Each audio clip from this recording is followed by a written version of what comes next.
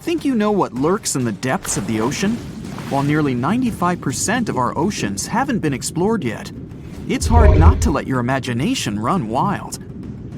But thanks to brave explorers, deep-sea cameras, and awesome archaeologists, we do know about some pretty incredible sea creatures living in our waters today, and millions of years ago. From the 9-foot spider crab to the 60-foot prehistoric megalodon, these sea dwellers come in all shapes and sizes. But let's focus on sea creatures famous for their huge size. Can you guess which living species of whale is the largest? Well, it's not the orca, but that's a good guess. The orca is a toothed whale that can grow to anywhere from 23 feet to 32 feet, which is slightly smaller than a school bus. How about the narwhal? Nope, they're not the biggest either. These unicorns of the sea live mainly in Arctic waters and only grow 13 feet to 20 feet in length, and that's including their 9-foot tusk. Tired of guessing? Okay, I give in. The largest whale that still exists today is the blue whale. At a jaw-dropping 82 feet to 105 feet, the blue whale is not only the biggest whale we know of, but is currently the largest animal to have ever lived on Earth. Seriously. These animals are bigger than a T-Rex, and even the prehistoric Megalodon. If you were to put a blue whale next to a school bus, it would look like it could swallow it. Think about that. According to National Geographic, a blue whale's tongue can weigh the same as an elephant. And their hearts can weigh as much as a car. That doesn't even sound possible. It's no wonder these giants need to eat about 4 tons of krill every day. While there aren't too many animals living today that can compete with the blue whale's epic proportions, there is an entirely different species that is a good contender, and it's not quite what you would expect. It's a jellyfish. No, I'm not talking about the little jellyfish that wash up on the shore and ruin a perfectly good day at the beach. I'm referring to the lion's mane jellyfish, the biggest jellyfish around. This invertebrate can grow up to 120 feet long. They also come in different gorgeous colors like red, purple, or even shades of orange. As if their length wasn't impressive, the lion's mane jellyfish boast a whopping 8 sets of 70 to 150 tentacles. That means they can have up to 1,200 in total. And here's the giant oceanic manta ray, the largest type of ray in the world. Their wingspan can be longer than a bus. These guys can reach 30 feet in length. They also have the biggest brain compared to body size among all fish. Unlike their stingray cousins, mantas don't have venomous tails. And while the lion's mane jellyfish and the blue whale are yet to be beaten for the longest sea creature, there is one marine creature that can grow even larger in length. The Portuguese Physalia physalis, tentacles and all, can reach a length of 165 feet long, and that's according to mentalfloss.com. While this thing may look a lot like a jellyfish, it's actually known as a siphonophore, and there are hundreds and sometimes thousands of them that are genetically identical. Their long tentacles help the organism catch prey, and its sting is fatal to most animals, even humans in some cases. What's even creepier is that if one of the tentacles comes off the organism for whatever reason, it can float around the water for days before decomposing. Even if it's detached, this tentacle can still sting you. But don't go running out of the ocean just yet. Your chances of being hurt by a Portuguese Physalia physalis sting are pretty slim. However, if you do get stung, the side effects aren't pretty, with welts, stomach cramps, an elevated heart rate, and an upset stomach. While you don't want to go anywhere near these long creatures, they sure are pretty to look at. Check out all those colors. The Shastasaurus is the biggest marine reptile that has ever existed. These predators lived during the late Triassic period, about 210 million years ago. These amazing giants could reach lengths of up to 69 feet and weighed more than 75 tons. This made the Shastasaurus as heavy as a blue whale. And if you could stand this creature up vertically, it'd be as tall as a 7-story building. Despite appearances, the Shastasaurus was actually pretty slim for its size. Its ribcage was only 6 feet across. You'd think that this big guy was chowing down on other dinosaurs, but that's not the case at all. This reptile survived on a diet that consisted of small fish and cephalopods, like octopuses and squids. The Albertonectes is a bright representative of the plesiosaur family, meaning that this marine reptile had a small head on an incredibly long neck and large flipper-like limbs that helped it move through the water. These creatures occupied the seas around North America 76 to 70 million years ago. The length of this sea monster could reach 38 feet, with its neck taking up 23 feet of that length.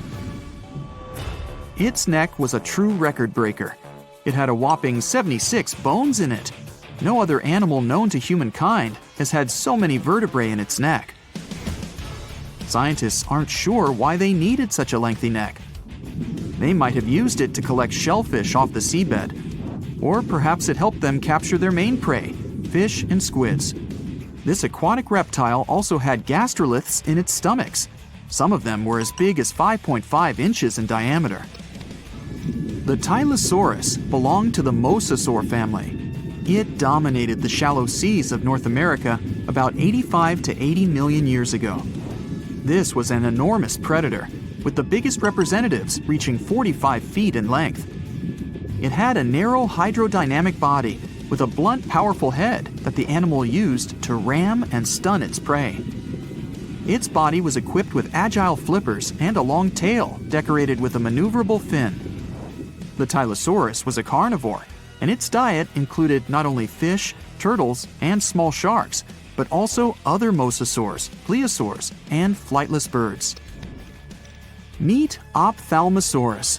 This prehistoric reptile thrived during the late Jurassic period and lived in oceans all over the world. Ophthalmosaurus weighed somewhere around 6,000 pounds and grew to approximately 16 feet long, according to newdinosaurs.com. That's about the same length as the beluga whale that exists today. It's too bad these guys went extinct before we had a chance to see them ourselves, as their cartoonish wide eyes and dolphin-like features are pretty darn cute. Of course, the Ophthalmosaurus evolved over time to become ophthalmologists, or eye doctors that we know today. No, that's just a lie. Just testing you. The Mosasaurus is a truly gigantic predator that dominated the seas all over the world about 66 million years ago. According to fossil evidence, some specimens could be more than 50 feet in length. This fact makes the Mosasaurus the biggest marine carnivore of its time. One of the most terrifying things about this creature was its crocodile-like head, decorated with literally hundreds of razor-sharp teeth, neatly organized in 2 rows on both jaws. The thing is that it was pretty challenging for the Mosasaurus to grab its prey in the water. That's why it had all these teeth, plus something special: pterygoid teeth anchored to the bones on the roof of its mouth. This made hunting and holding onto its prey much easier. The Styxosaurus belonged to the plesiosaur family and lived during the late Cretaceous period, around 85 to 70 million years ago. Upon first glance at this dinosaur, you might mistake it for a sea snake, and it'd be an honest mistake. So imagine stumbling upon a creature so huge it could dwarf even the largest known marine animals today. Scientists discovered the fossils of this beast on England's coast and believe it once ruled the waves. The new species was named Ichthyosaur severnensis, but thankfully for me, scientists nicknamed it the Liltock monster. Its estimated lengths range from 72 to 85 feet long, almost as big as a blue whale. Megalodon can't even compare to this. It was only about 60 feet long. And what's crazy is that this fossil we found wasn't even an adult, so who knows what their actual size was. The first piece of the Liltock monster was discovered in 2016 in the Westbury Formation. Researchers found a 3-foot-long jaw part that belonged to an unknown species. For years, this single fragment had been driving them crazy because they had no idea what that animal was. Then, in 2020, a miracle happened, of sorts. A father with his 11-year-old daughter found the second piece of fossil on a beach. This discovery led to more findings. Finally, in 2022, The last piece of the literal jaw puzzle was found, buried along the Somerset coast. This leviathan belonged to the Shastosaurid family. Both the Liltock monster and other Shastosaurids had one ancestor, so all the species in this family are super similar to each other. For example, all of them were the largest marine reptiles ever to exist. Although our Liltock monster is much larger, most Shastosaurids could grow up to only 69 feet long, and it's possible that the Liltock monster, when fully grown, would reach up to 100 feet or even more. Both of their bodies were just perfect for cruising the ancient seas. These marine titans were elegant and slender, with an elongated snout. Other marine animals at the time were smaller and looked more like dolphins. Shastosaurids had long paddle-like limbs adapted for efficient swimming. Their skulls show large eye sockets, which means they had excellent vision. If you were in the ocean, no matter what time it was or where you were hiding, they could spot you. They were also incredibly fast and could dive to great depths. Of course, all these things made them the most terrifying predators. They ate pretty much everything, including fish and squid, and you if you were there. They probably captured their prey like whales, opened their huge mouths, and literally sucked the fish in. What made the Liltock monster especially scary is that it wins in the jaw competition. For other Shastosaurids, their jaws were a bit weaker, so they hunted smaller fish, kind of like today's orcas. They required vast amounts of food. This shows us that the Earth's Triassic oceans had rich, productive food webs. But the Liltock monster has this unique feature. It could open its jaw almost 90 degrees upwards. It also had tons of powerful muscles around. Its jaws were horrifyingly strong. So while others were hunting some squids, the Liltock monster probably hunted large fish and even other marine reptiles. Fossils of Shastosaurids have been found everywhere in the world, from North America to Asia. This means that these creatures dominated and terrorized the oceans for millions of years, although even they weren't completely safe from scavengers. And that's exactly why we struggle to find these fossils now. Scavengers didn't leave any remnants of them. So, while we have some fossils of this marine family, they mostly remain a mystery for us. They lived in the oceans about 200 million years ago, in the late Triassic period. The Earth looked completely different back then. All continents were united in one Pangaea, a huge landmass. Some parts of this supercontinent were covered with lush conifer forests, while others were dry deserts and open prairies. It was before the famous Jurassic period, but there were already first pterosaurs and amphibians. It seems like those monsters were crazy resilient.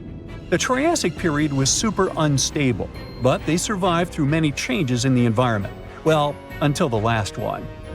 The Triassic extinction came out of nowhere. It was one of the Earth's big 5 extinction events.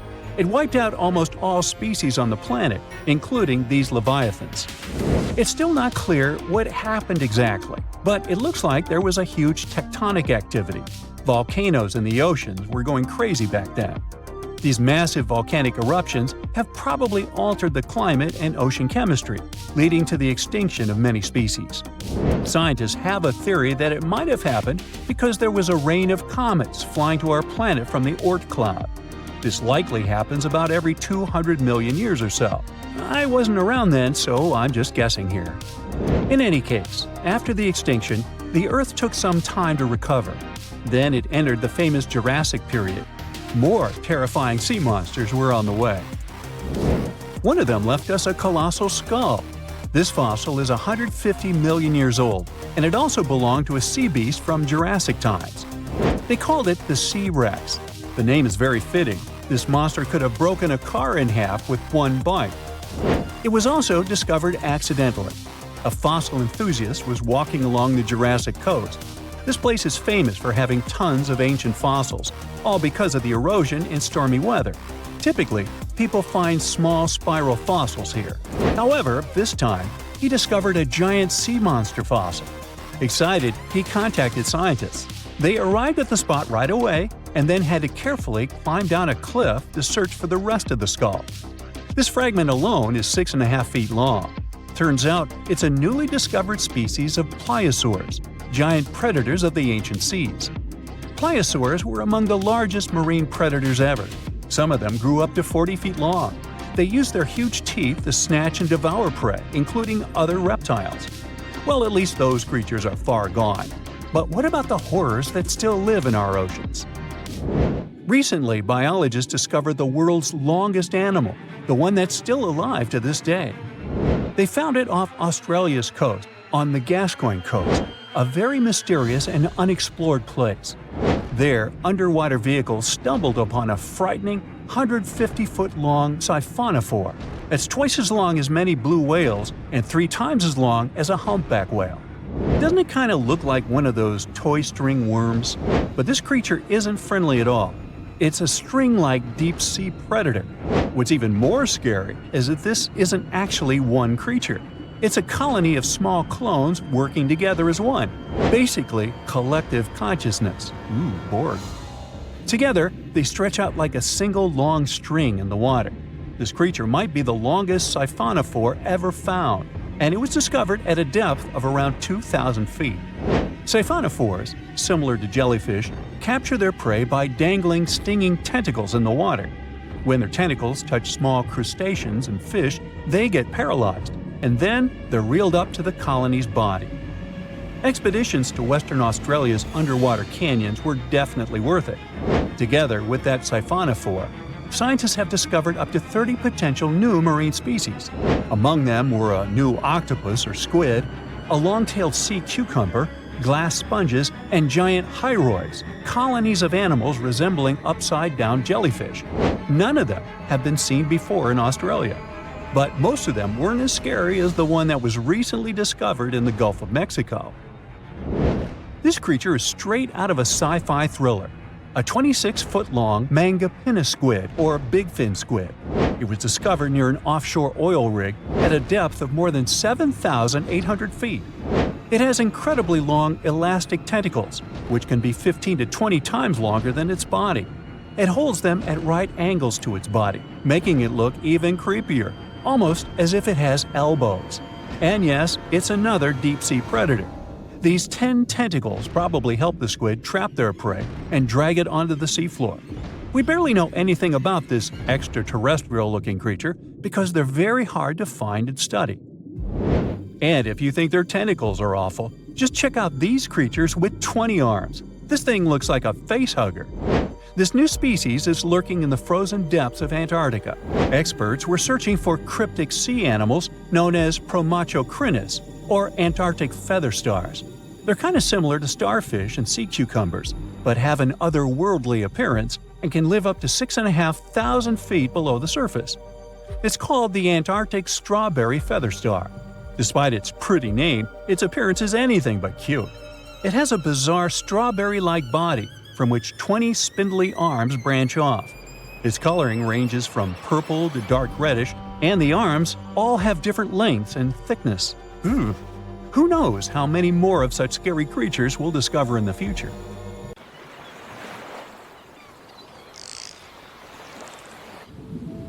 A pod of dolphins is happily playing near the water's surface in the North Pacific Ocean on a sunny day. They're about as happy as can be, until the surface of the water begins to ripple.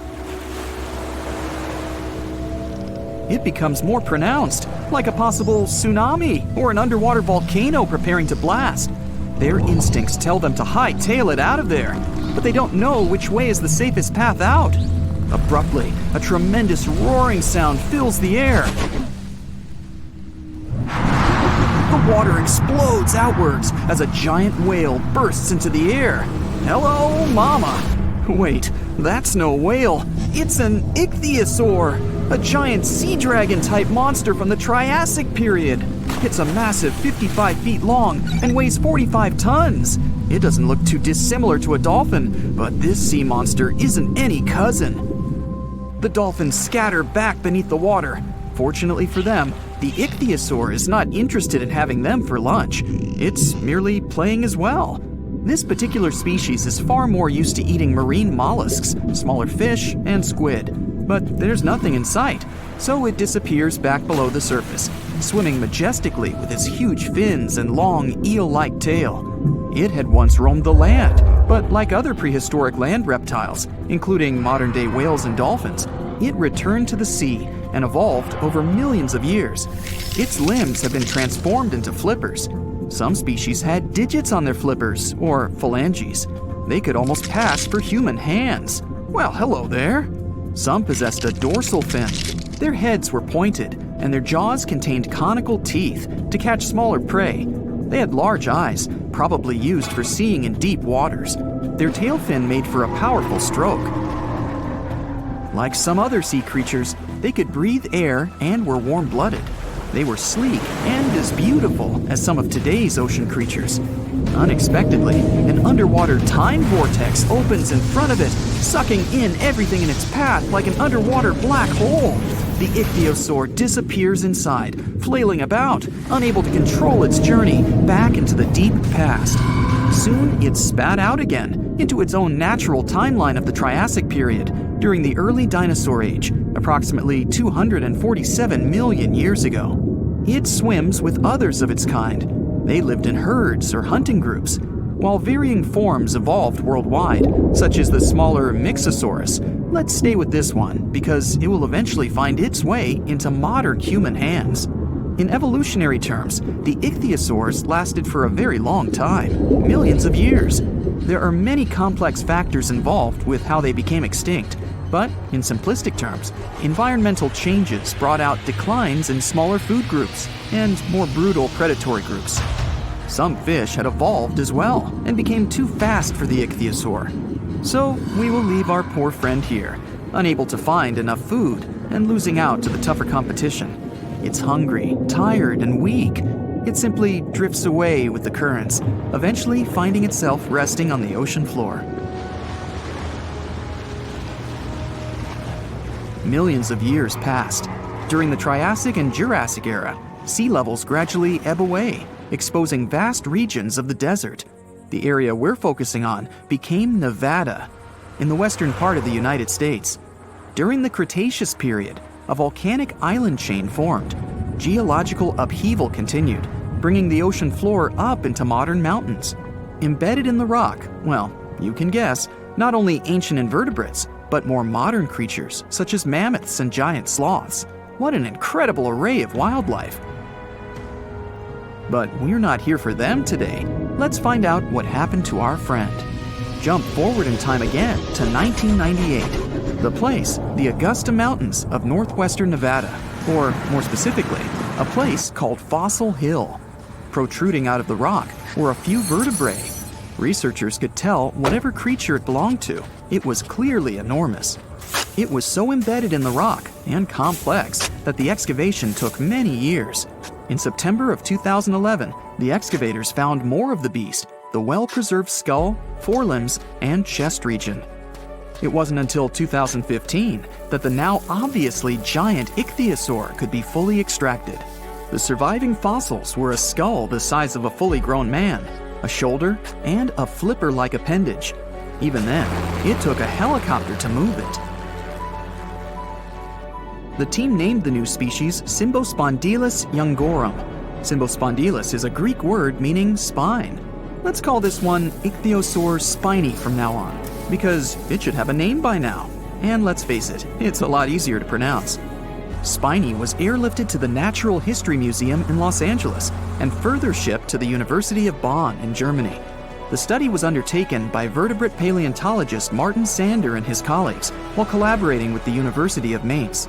It was a unique and truly electrifying find, as the marine reptile was the largest animal ever discovered from this time. As far as we know, stated Martin Sandler, it was even the first giant creature ever to inhabit the Earth. You can think of Spiny as the underwater T-Rex of his time. He's also quite remarkable, as his type lived only 3 to 5 million years after a mass extinction event, known as the Great Dying. It happened roughly 252 million years ago. It took out approximately 90% of the world's life forms. What caused it? The short version is elevated temperatures and increased acidification in the oceans.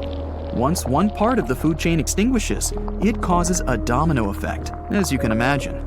Soon, there's little left to eat, and only the sturdiest can survive. The atmosphere also had high levels of carbon dioxide.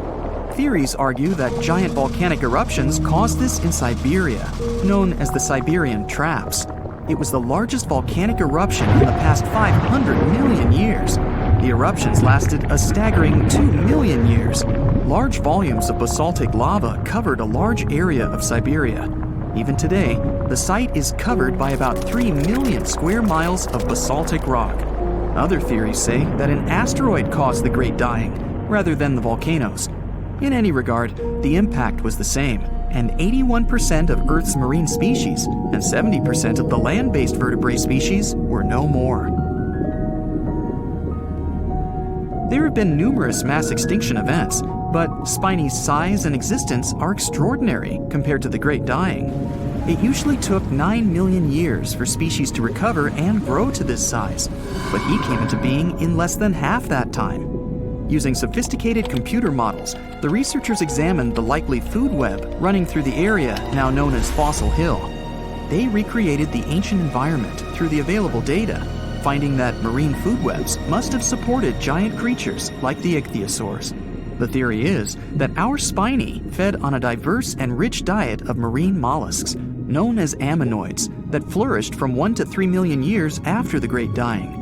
The now extinct ammonites filled the ecological void following the mass extinction and had excellent living conditions without much prey to interfere with them. Ichthyosaurs also evolved rapidly because they were the first more giant creatures to populate the world's oceans. The mollusks they fed off were also exposed to less competition. Spiny had a massive food supply. He chowed down like there was no tomorrow. Unlike whales that become large due to eating foods like plankton, Spiny and his fellow species grew big on the ammonites, and it took them a much shorter time. That's a good message for you kids to eat healthily. The exciting thing for us today is that these results show that marine ecosystems can build up and respond well to such dramatic changes as climate, atmosphere, or water conditions. They may have had different pathways, but some ichthyosaurs and whales have similarities. They both have large sizes and a lack of prominent teeth. Sperm whales dive deep to hunt giant squid. Spiny hunted similarly. They use a type of filter feeding to extract the food from the water. Our friend likely ate fish and possibly squid, and ever smaller ichthyosaurs. Ouch.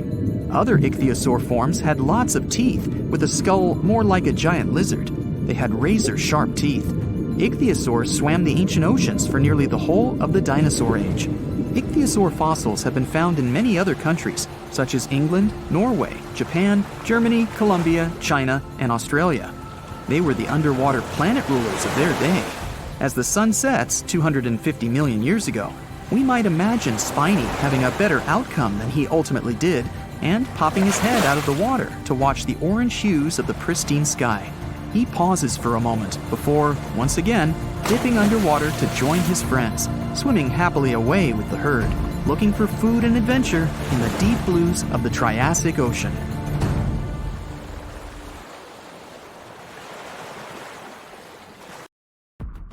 What's the scariest predator under the ocean? The crocodile? I don't think so. Loch Ness Monster? Please, it never existed. How about the Kronosaurus? Well, it is extinct, but you might be onto something. Let's take a look at what it'd be like if these creatures were still around today. First things first, what on earth was it? The Kronosaurus was a marine carnivore that lived in the cool, high-latitude Eromanga Sea. It covered vast areas of inland Australia between 90 and 120 million years ago, during the early Cretaceous period. Near-complete fossils of the creature were also found near Colombia, which is a country that has a noted connection to prehistoric reptiles and turtles. This fact makes it extremely possible that the monster I'm about to describe existed worldwide. You might have heard saurus and thought, oh, it's a dinosaur. But these were actually reptiles. They were the largest member of the Plesiosauridae family, referred to as plesiosaurs. Fossil evidence suggests they weighed over 20,000 pounds and were roughly 30 feet in length. Just to put that in perspective, the longest crocodile ever measured was a saltwater crocodile by the name of Lolong from the Philippines. It was 20 feet in length and weighed just under 2,500 pounds. And that's still 10 feet shorter and incredibly lighter than the average Kronosaurus. making the crocodile seem like nothing more than a glorified goldfish in comparison. Despite its terrifying length, the most physically daunting feature of the Kronosaurus was its head. Its skull was about 8 feet long, which was actually proportionally large given the size of its body length. Anything that was unfortunate enough to end up inside the Kronosaurus's mouth may have been given false hope. After all, the teeth of the beast weren't actually that sharp. On second thought, I take that back. I wouldn't feel confident around a toothless snake, let alone being inside the mouth of this monster. But it's true that the Kronosaurus's teeth weren't sharp, especially when compared to other carnivorous reptiles, such as crocodiles and alligators. The teeth of this prehistoric sea creature were instead conical. This means that they were cone-like in shape. Unfortunately, this lack of sharpness didn't make them less dangerous. The teeth were enormous and could be up to 12 inches long from the crown tips to the bottom of the roots. This obviously meant that the Kronosaurus had an extremely powerful bite. It was estimated to be up to 30,000 newtons, which is almost twice as powerful as the bite of a large saltwater crocodile. Because of the bluntness of their teeth, they weren't suited for twisting their prey once in their grasp. But the size and shape of the teeth made them perfect for simple open and shut biting. They would have had no problem crushing hard objects such as the toughest of shells any sea turtle could offer. Just like crocodiles, the Kronosaurus is believed to have had a short neck. This may have been an adaptation to allow the beast to successfully catch small, evasive animals. Their body, in general, was fusiform and streamlined. This means it was narrowed at both ends and had very little resistance to the flow of water. The Kronosaurus was also equipped with 4 paddle-like limbs. The hind limbs were larger than the front ones. They could span approximately 7 feet in diameter. All in all, this set the Kronosaurus up to effortlessly propel itself through the waters and be an ultimate predator. Predator X, if you will? That's the name that was given to the fossil of a creature discovered near Svalbard, a Norwegian island group, in 2009. The fossil was identified as a 50-foot-long, 100,000-pound monster with a bite force of 33,000 pounds per square inch. This might be the highest bite force of any known animal. Although Predator X is yet to be classified as any specific type of animal, it was definitely a plesiosaur like the Kronosaurus. And even if it wasn't Predator X, the Kronosaurus was still most definitely a ferocious titan when it roamed Earth's oceans. The Kronosaurus actually got its name from the Greek mythological figure of Kronos, the father of Zeus. Kronos was viewed as a titan from a generation of super powerful beings. So what was it that the Kronosaurus, this terrifying monster, actually feasted on to satisfy its appetite? This creature was known to eat sea turtles, squid, and other larger marine reptiles of that time, such as elasmosaurids and ichthyosaurs. This suggests that if crocodiles existed in the realms of the Kronosaurus, they too might have turned into lunch for the beast. There's evidence from the fossil remains of the Kronosaurus that suggests that they also feasted on sharks, which I know is a disappointment to those of you who view that beast as the king of the ocean. Not when the Kronosaurus was around, my friend. In any case, grounding all kinds of food into small pieces to help digest them would have been difficult without small teeth. This explains the presence of rounded stones found in many of the remains of these sea creatures. Researchers believe these stones may have been swallowed to control buoyancy or to help process food. It's also entirely possible they were accidentally swallowed while feeding on other animals from the seafloor. As if the Kronosaurus even needed to be a meanie with its already existing power and size, there's also evidence to suggest that it indeed might have been. It turns out that after using all its impressive attributes to catch its dinner, the Kronosaurus first liked to play with its food, like a cat does with a mouse. I guess since the hunt was so easy for them, they needed to get their fun from somewhere else. Well, I think now you should have a good idea about these creatures. So let's ask ourselves what it would be like if they were still around today. And by the way, why aren't they? Well, The Kronosaurus was completely finished off by the same KT meteor that took out the dinosaurs 66 million years ago. But even before this catastrophic event, they were coming under increased pressure from an even bigger and more vicious family of carnivorous marine reptiles known as mosasaurs. You can't always be a top dog, I guess, or rather, top marine reptile. But what if this never happened, and they were still roaming Earth? Well, this might be obvious, but can you imagine what kind of impact that would have on sea tourism? Based on the impact that famous movies about sharks and killer whales had, what do you think the presence of a Kronosaurus in the ocean would do to beaches? The very creature that would eat sharks and whales for breakfast. Beaches would certainly become a great place to go for a quiet walk, because nobody else would even be there. And what about such activities as boating, surfing, and scuba diving? You think anyone would dare try them, knowing that this 30-foot beast could be lurking beneath them? Let's give humans some credit and assume most of them wouldn't. This would cripple the global sea tourism industry, which is responsible for earning roughly $143 billion every year. Just to make sure this shocking point hits home, the most expensive yacht to ever roam the ocean was called the History Supreme. Its master bedroom was believed to have a statue made of T-Rex's bone and a wall made of meteorite rocks, as well as a 24-karat gold panoramic wall aquarium.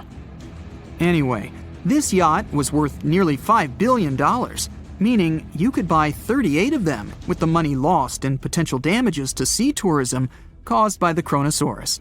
I'm sure that the yacht's owner was happy the beast never made an appearance in their luxurious aquarium. So luxurious, in fact, that some people believe the History Supreme, reportedly owned by some business genius from Malaysia, never even existed. Rumor has it that it was simply an elaborate hoax fabricated by the supposed designer. Anyway, I don't think the trouble would just stop there. People could actually be in serious danger, regardless of being near the ocean or not. No, I'm not about to tell you that this thing would grow legs, adapt to living on land, and start picking us off one by one. At least, I hope not. I'm just going to point out the damage that the Kronosaurus would inflict through its devastating impact on sea trade. In America, ocean transit accounts for 76% of national trade. On top of this, more than 100 vital pharmaceutical products originate in the sea.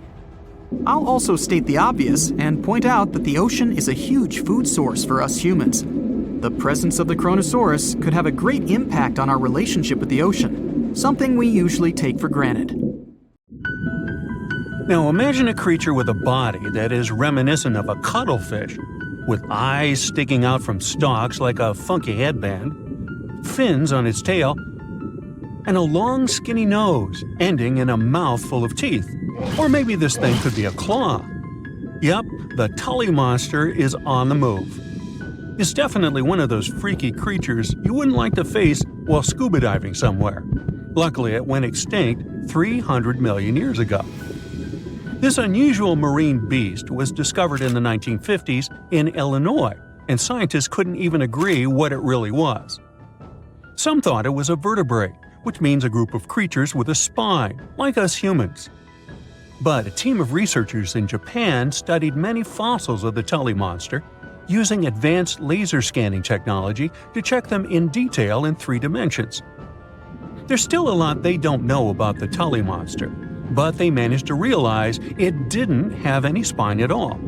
Now the next step was to see what type of invertebrate it was. Could it be vertebrate-like, such as a land sled? Or are we talking about something closer to snails and worms? They also discovered the creature had segmentation in the head area that extended from its body, and that's not something bony creatures have.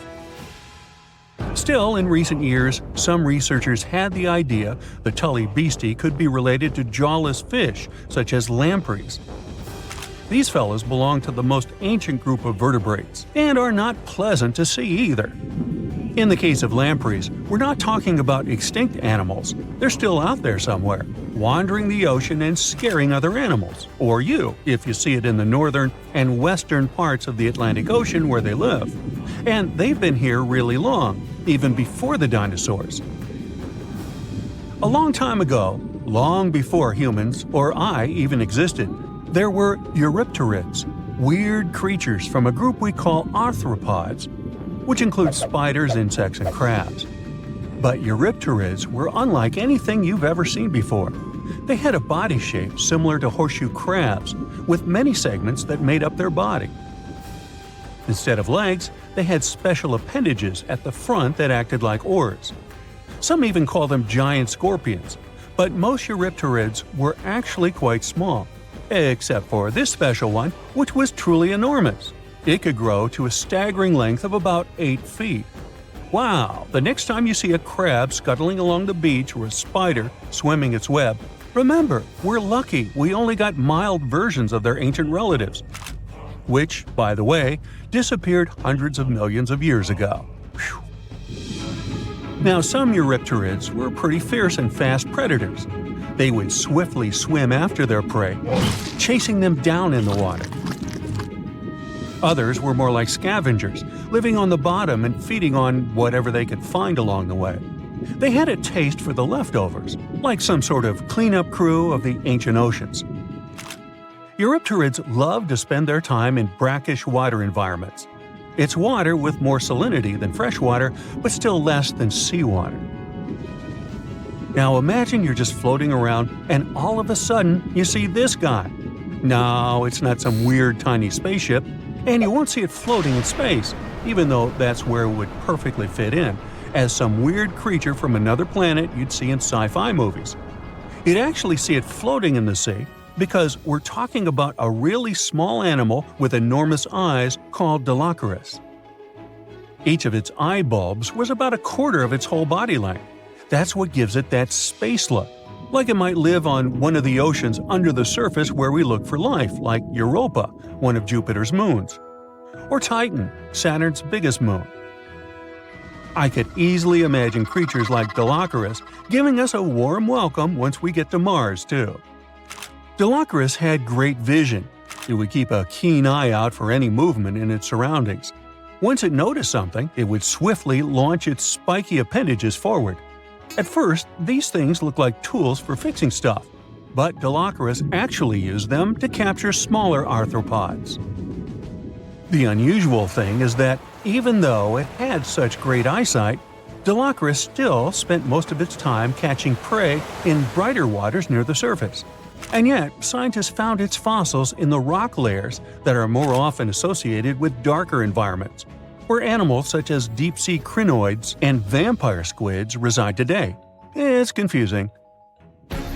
But one of the explanations for this says it's possible these deep-sea creatures actually lived in shallower waters in the past and later ended up in the depths as the geography of our planet changed over time. No one knew what Dilophosaurus really was. It could belong to a group of arthropods, and it seems to me that's where most of the world's weirdest creatures are. Some believe it could be related to mantis shrimp, while others compare it to blind, worm-like crustaceans that live in dark underwater caves.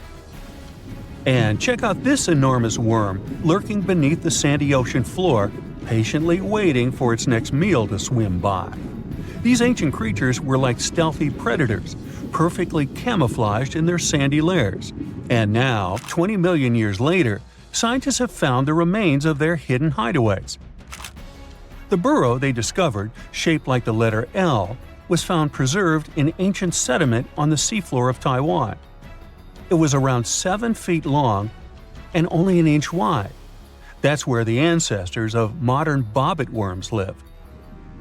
Bobbit worms have been around for a long time. They can grow to be a few inches to a whopping 10 feet long. A pretty weird creature dominated the skies at the end of the dinosaur age in North America.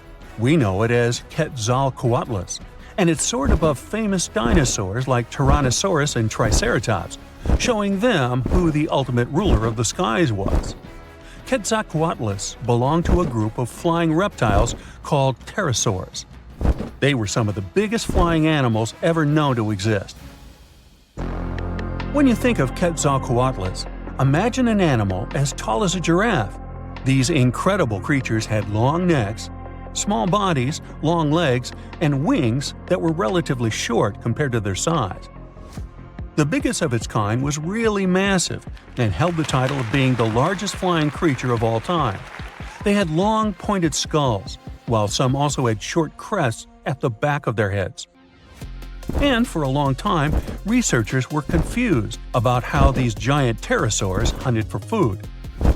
At first, some even believed that Quetzalcoatlus and its relatives were like giant vultures that scavenged the remains they would find around. They drew such a conclusion because Quetzalcoatlus fossils were found inland, away from the coast where other big pterosaurs were found, such as the crested pteranodon. Plus, many thought these fellas were skilled at skimming, which means lurking over freshwater systems and catching fish. But it appears these massive animals were actually predators with excellent hunting skills. The exact technique they used to catch their prey remains a mystery, though. Now here's another cool discovery: a specific fossil as the oldest evidence of muscle tissue ever found. This fossil belongs to a group of animals that includes modern creatures such as jellyfish, corals, and sea anemones. And it looks so cool and unique, right? It has bundles of fibers arranged in a four-fold symmetrical pattern, similar to what we see in cnidarians today. This arrangement is different from any other fossil from that period. Now, this fossil may look weird, but it helps us understand the evolution of muscle tissue in animals. All of us actually, got new options for discovering different feeding strategies and generally new things to do thanks to muscles. And it's not like scientists usually get to study fossilized muscles. It's more that they learn about that based on how animals feed, reproduce, move, and do other things. So this cool fossil suggests animals may have had an earlier origin than we used to believe. Want to high-five a sea creature? Well, put your hand up for the Tasmanian red handfish. This fish doesn't swim like a fish. It walks. It uses its flipper-like hands to stroll around on the ocean floor. These bottom walkers are disturbed by swimmers and boats a lot. Some people even want to take them home as pets. I think it's better to just give them a wave and swim on by. The vampire squid. Its species name is Vampiroteuthis infernalis, which translates to vampire squid from hell. Oh yes, this vampire squid means to terrify everyone with its name, its dark red color, its spikes at the bottom, and the scary fact that it can basically turn itself inside out. The vampire squid loves putting on a good show, but it's as harmless as a kitten is to humans. It's as if Dracula scared the pants off you, but he didn't have blood-sucking fangs. The vampire squid feeds on food particles from plants and animal matter floating near the ocean's surface. Since they're not predators, they need good defensive strategies, and their vampiric look is designed to ward off large creatures who want to eat them. Turning themselves inside out is a defensive mechanism since the spiky areas in the inner skin are more intimidating. They also shoot out a substance that does not have color, but is packed with bioluminescent particles to distract predators. The vaquita. Going out on a boat off the coast of Mexico sounds like the perfect vacation. The sun, the blue water, the most endangered sea creature. Wait, what? The vaquita isn't dangerous, but don't expect it to stick around to say hello or sign any autographs. It's incredibly shy. This little cow, that's what it means in Spanish, is one tiny sea mammal. With those black markings around its eyes, it looks more like a sea panda to me. Seeing one should make you feel very special. They're on the brink of extinction, mostly because they got caught by accident in fishing nets. It's estimated that there's only 10 left in the wild. The blue dragon. This little creature looks like something out of a kid's fantasy movie. It's called the blue glaucus, casually referred to as the blue dragon or blue angel.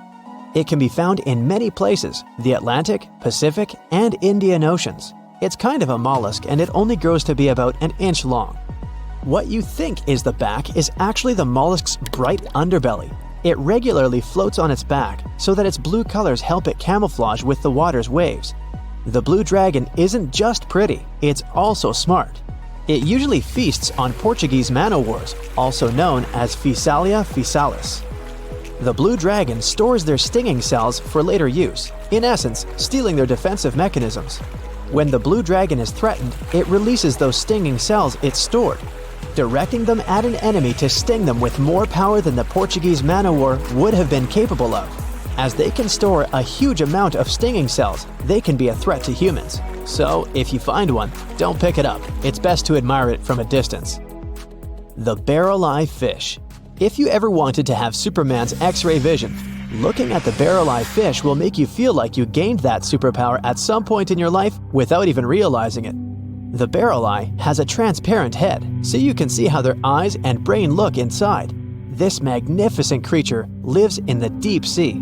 This is the lowest level of the ocean, where strange creatures roam in near-freezing temperatures and constant darkness. They're exposed to water's pressure that's almost 1,000 times that of the surface. If the idea of the deep sea sends a shiver down your spine, stay tuned to learn about another of its creatures later on. The barrel-eye fish can be found in the Atlantic, Pacific, and Indian Oceans. You might be wondering, why oh why would a fish have a see-through head? And that would be a fair question. Since the species was discovered in 1939, it was believed that the fish's eyes were set to see straight ahead and couldn't move. So it was assumed that they had tunnel vision. Scientists Bruce Robinson and Kim Reisenbichler from the Monterey Bay Aquarium Research Institute recently discovered that the fish can move its eyes vertically to see through the top of its translucent head, thus noticing if there are predators or prey nearby. The transparent head also allows more light to enter, so they can detect prey better. It's believed that the barrel-eye fish eats jellyfish and small fish species. If you dive in the ocean at night, you might be lucky enough to see how orange ball corallomorph blooms in the dark. But make sure to be quick, because as soon as you turn on your flashlight to take a good look, it will retract its tubes back into itself. The Megalodon. The whale shark isn't the biggest shark known to humans. If the entire shark species were a kingdom, the prehistoric Megalodon would be the ruler of the sea. Megalodon roamed the ocean a long time ago. About 15.9 to 2.6 million years back between the early Miocene and late Pliocene eras. While they've long been extinct, people are still amazed to learn about these gigantic sea beasts. Megalodon could reach anywhere between 45 feet to 60 feet in length, with jaws more than 6 feet wide. A fossil of a tooth that once belonged to a megalodon measured at 7 inches. Needless to say, I'm pretty stoked that these guys have long been extinct. But there's still some adventurers out there hoping to meet this monster one day. The Dumbo Octopus. This adorable creature, or creepy creature, or however you want to see it, is officially called Grimpoteuthis. More casually, it's referred to as the Dumbo octopus, named after the Disney character. Though Dumbo, the elephant, not the octopus, was teased for his big ears, it's highly unlikely that this adorable octopus gets teased by its water neighbors. They are the deepest living octopuses, living in the deep sea, and you know how scary that place is. They're only about 8 inches tall and spend their days hovering just above the seafloor, eating snails, worms, and other food they find in the current or near ocean vents. There are nearly 17 species of Dumbo octopus, and they all have differences in height, color, and body parts. If you can't get enough strange animals, you'll be glad to learn that the deep sea has barely been explored by humans. So keep an eye out. There are bound to be more fascinating animals discovered in the deep in the future. The Sea Angel. These creatures might look and sound pretty cute, but their diet is far from sunshine and lollipops. Their favorite food are sea butterflies. They lay mucus traps for them and wait in ambush. The Squat Anemone Shrimp. This shrimp is tiny, only 0.5 inches. It's also known as a dancer shrimp because of its peculiar behavior. When agitated, it raises its bottom above its head and does a little dance. Divers also say it readily jumps on their hands and cleans them. The Coconut Crab. This guy may look pretty creepy, especially when the sun goes down. Mature coconut crabs are around 3 feet in length. Their preferred foods are coconuts, but they can also hunt down lizards and even large birds.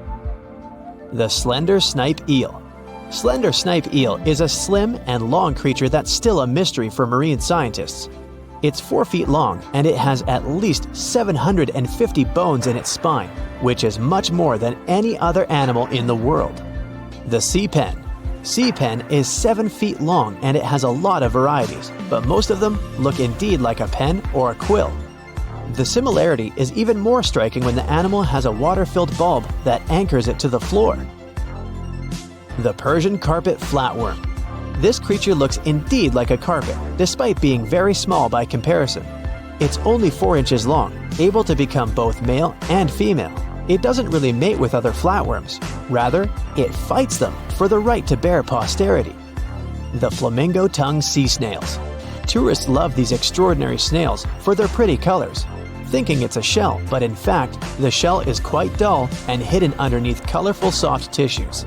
They eat softer, toxic parts of corals and store their toxins to protect themselves. Something exciting and kinda unexpected popped out among the rocks of the Ica Valley in Peru. The bones of a really old whale that lived almost 40 million years ago. At first, no one was really impressed because the bones they found were big and weirdly shaped, so people just thought they were looking at giant boulders. I mean, that's cool too, but things got way better when they realized those were the remains of a very large, ancient animal that roamed along the coast of ancient Peru. Plus, it was probably the heaviest creature that ever lived. Sorry, blue whale, I know you worked hard to get to the top.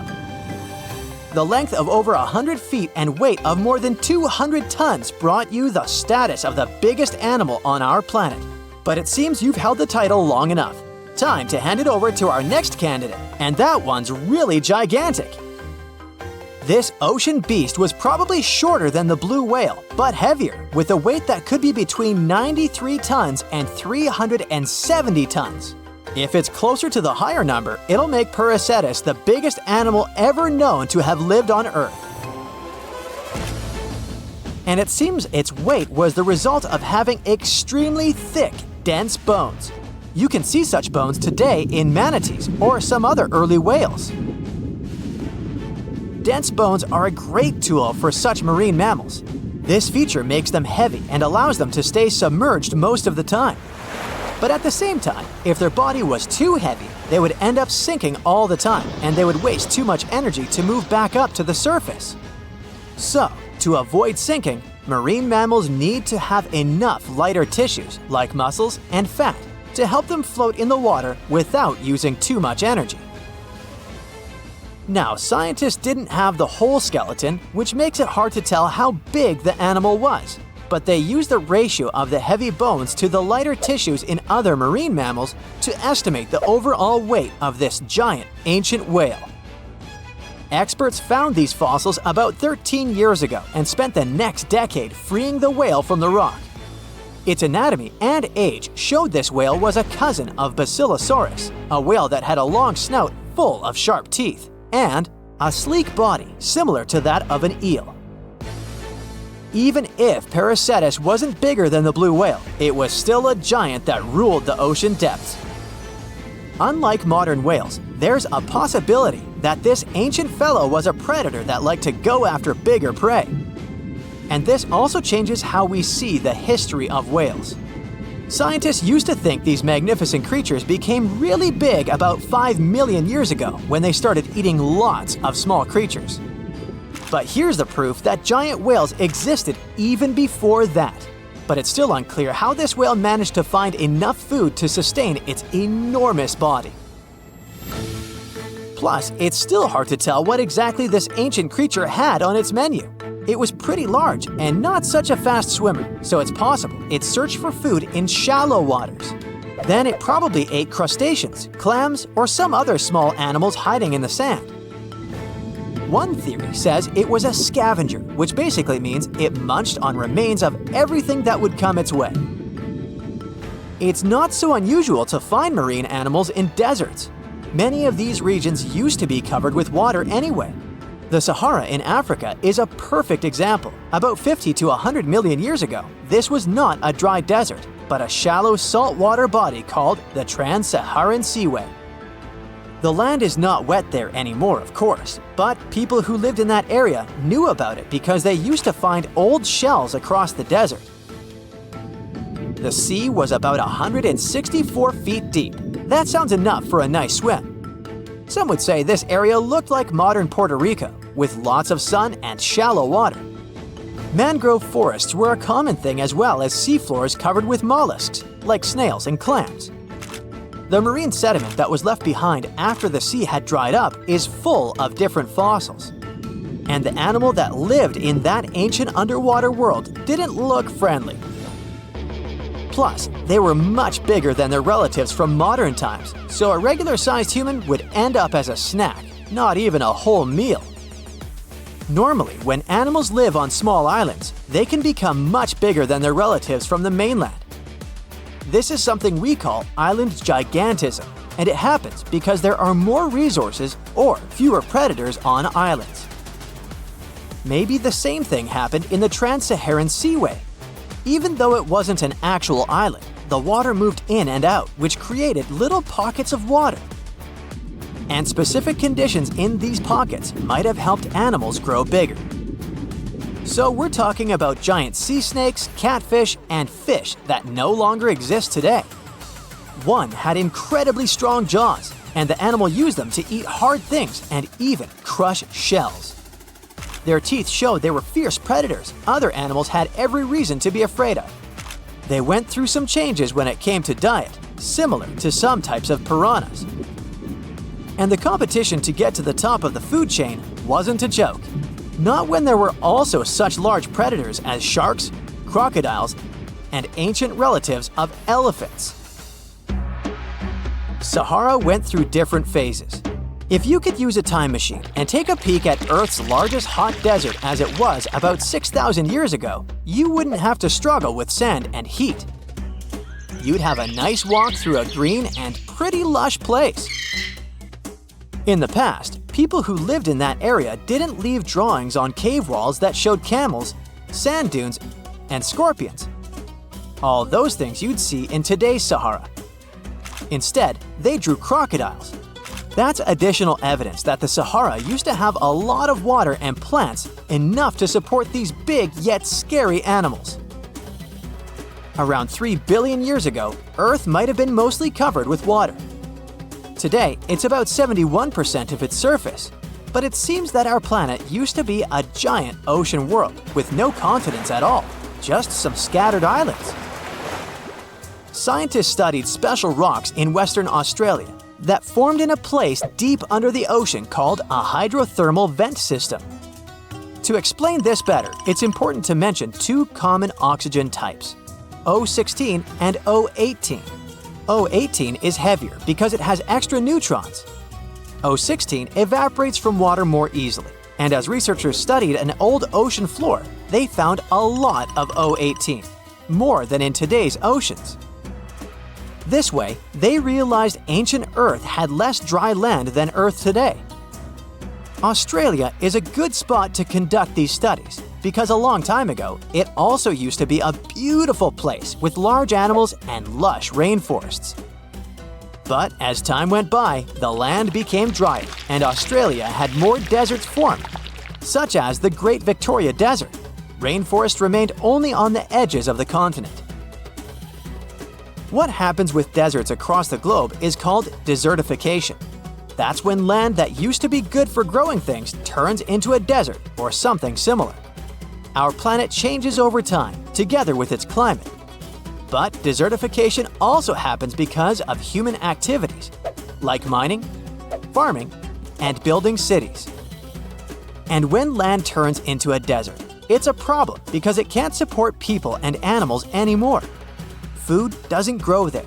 There's not enough clean water, and animals lose their homes. To help with this problem, there's a plan many countries agreed to. They decided to work with farmers to take care of the land, fix damaged areas, and manage water better. All in all, to make our planet a better place for life. How heavy is the largest living snake? How can a snake eat a whale? Get ready, I'm about to answer these questions. Before the last ice age, giant mammals like mammoths ruled the world. The modern animal kingdom we're familiar with was shaped around 55 million years ago. I mean, there were still 1,000-pound bear dogs living from Asia to America. But modern whales, for instance, began to appear later, I'm saying modern whales because, surprise, surprise, whales weren't always fully aquatic.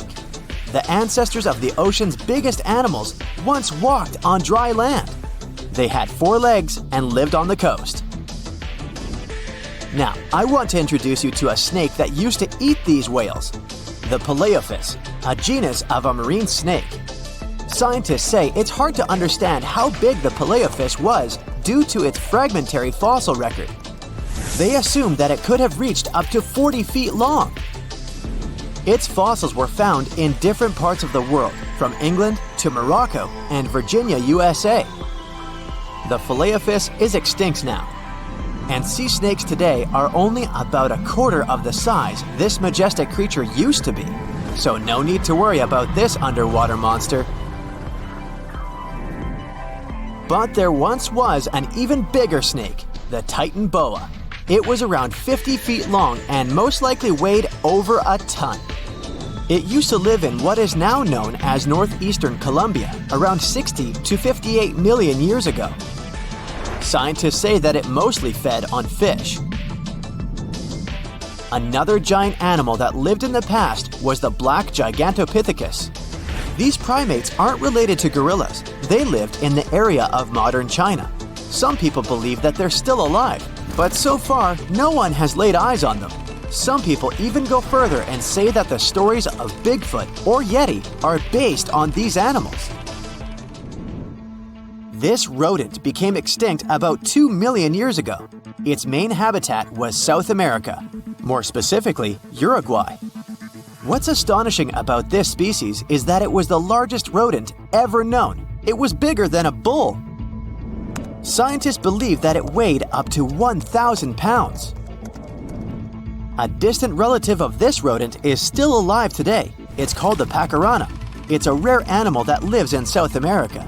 It weighs up to 33 pounds and measures up to 31 inches, not including its cute and fluffy tail. The arthropods was an insect that lived in prehistoric times. Imagine a giant millipede measuring up to 8 feet in length. Here you go. It was one of the largest land animals of its era, about 315 million years ago. The arthropods shell was covered with tough plates. These plates were there to protect the creature from damage. Most of the time, it burrowed into the ground to avoid becoming some other animal's dinner. Meet the Megalodon. Millions of years ago, this shark lived in the ocean and ate other marine creatures. It had wide teeth, and its jaws were so powerful that the animal could finish off its prey with the force of its bite. It was one of the largest sharks to ever exist. Yet, this predator also went extinct. Scientists don't really know the reason. This made me wonder why animals were so big in the past. Nowadays, smaller creatures flee or hide from predators. But apparently, it wasn't like this before. Many centuries ago, animals didn't just run or hide, they fought back. Research suggests that this behavior may have been the most important motivation for prey to grow bigger. A study compared the skulls of ancient animals to those of their modern peers. The skulls of predatory animals have become shorter and narrower, while the skulls of the animals they hunted have become longer and broader. This means that predators learned to become experts in hunting, while prey worked on developing their defense skills. You see, a larger body size was a great advantage because it made it harder for predators to take down the animals they hunted. The bottom line, self-defense made prehistoric animals larger. The second reason why ancient animals were larger is related to their bones. They had hollow bones, which are lighter than solid bones.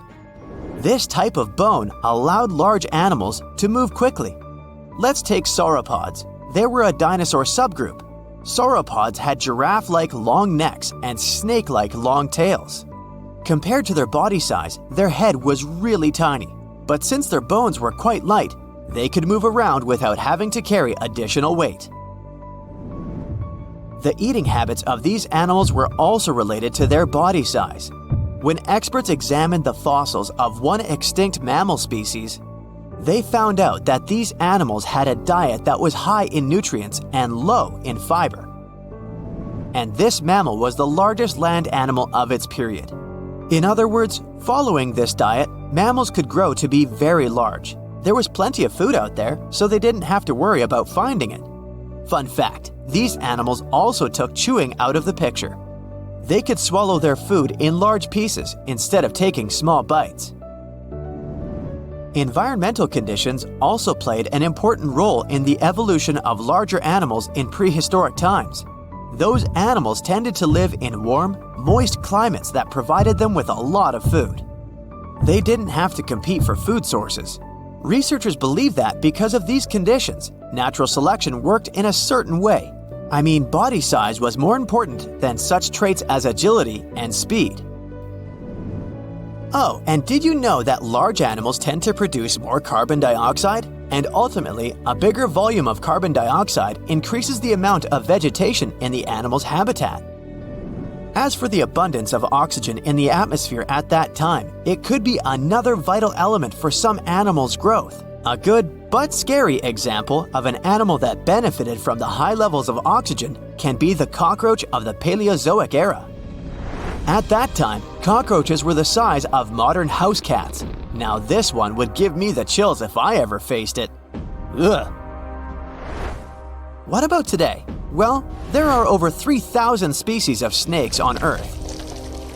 The smallest snake in the world is the Barbados thread snake. It's only around 4 inches long when fully grown, and the largest one? It's the reticulated python. This snake reaches around 20 feet in length. The longest python was discovered in 1912. It measured 32 feet long.